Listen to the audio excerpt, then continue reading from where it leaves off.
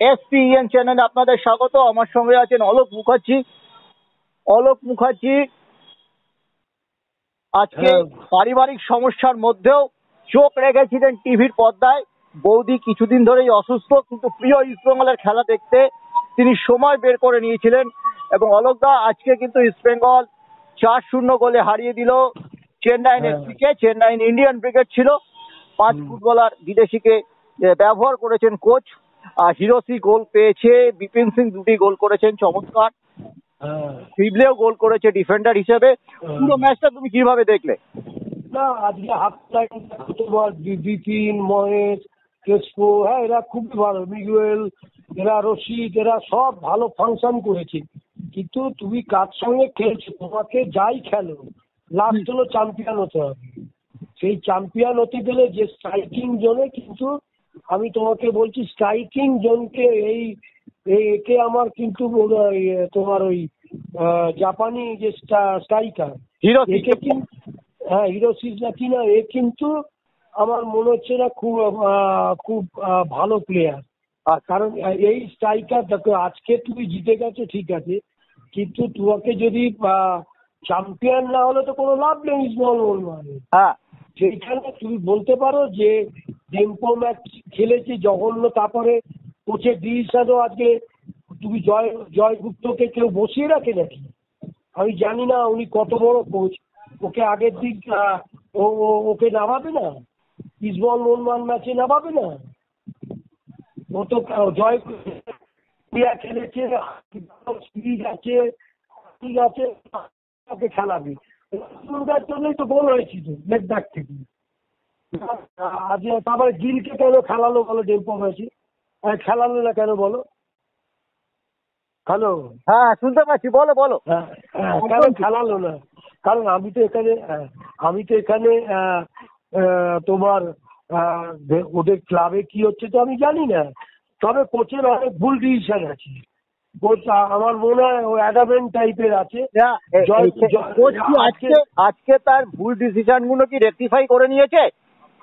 Rectify করতে বাধ্য, কারণ এখানে থাকতে গেলে কেউ নয়, অফিসিয়ালও রাখবে না, দর্শক যদি রেজাল্ট না দেয় ওকে সরে যেতে হবে। কারণ তোমাকে বলছি গত বছরে যা ডিফেন্স ছিল, এই কেবিন বলে ছেলে, স্টপার, তারপরে তোমার আনোয়ার এবং রাকিব না কি নাম রাইট ব্যাক, ও ভালো খেলছে এবছর। রাকিব ভালো খেলছে, তারপরে জয়গুপ্ত আছে, ডিফেন্সটা তো অনেক ভালো আছে, তারপরে ইয়েও খুব ভালো ফর্মে আছে তোমার এই বর্তিবা গিল। সুতরাং এইখানে তোমাকে ইস্টবেঙ্গলকে জিততে গেলে মোহনবাগান, জানি না মোহনবাগানের সঙ্গে খেলা হবে, কে কার দিকে পড়বে বোঝা যাচ্ছে না, কিন্তু তোমাকে জিততে গেলে ভালো স্ট্রাইকিং জন্য স্ট্রাইকার দরকার। কারণ এই মোহনবাগানের সঙ্গে যদি খেলা পড়ে, ওই দুটো স্টপারকে বিট করা ভালো। আমার মনে হয় না এই জাপানিকে দেখে আমার খুব ভালো কিছু মনে, অনেক স্লো আছে। তারপরে তোমার হাফ লাইনে অনেক স্লো মুভমেন্ট করে, কিন্তু পাসিং অ্যাকুরেসিতে ভালো আছে। এবার দুটো স্টপার তো সুন্দর পাস করে পেছন থেকে, আনোয়ার এবং ওই তোমাকে বলছি টিম এবারে ভালো হয়েছে। এই টিমে যদি কিছু না করতে পারে, এটা কোচ ভুল ডিসিশন নিচ্ছি। এইসব ভালো ভালো ম্যাচে তুমি জয়গুপ্তকে তাহলে কি জন্য নিয়ে এলো না? জয়গুপ্ত তো ভালো খেলেছে ওখানে গোয়াতে। তারপর তোমার সবচেয়ে ভালো পাওনা হচ্ছে রাইট ব্যাক, ভালো খেলছে হ্যাঁ ভালো খেলছে। তা আমি তো ডিফেন্সের খেলা থেকে গোলকিপারও তোমার গিল অনেক ভালো ফার্স্ট বলটাই তো ভালো সেভ করেছি, শুটিংটা। তারপরে ইস্টবেঙ্গল মোহনবাগান ম্যাচের দিনও ভালো সেভ করেছি। তারপরে ভট করে চেঞ্জ করে দেয়, আমি জানি না কেন। কারণ এটা নির্ভর করে কোচের ওপর, জানো তো। কারণ এই বড় ক্লাবে না এক্সপেরিমেন্ট করার জায়গা নেই। আমি তোমায় বলছি, তুমি 3-4 গোল আজকে করতে পারে, যেহেতু 3 গোল হয়ে গেছে, দেখে নিল আজকে এক্সপেরিমেন্ট করে নিল। কিন্তু আমার মনে হয় এই টিম চেঞ্জ করা উচিত না।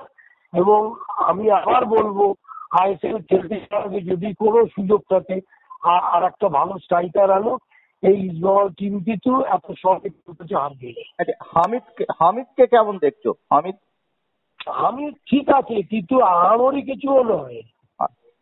তারপরে আমার ইয়েকেও খুব একটা ভালো লাগে, কি হিরোশি, হ্যাঁ হ্যাঁ। ওকে আমার খুব একটা দেখে মনে হচ্ছে বয়স হয়েছে।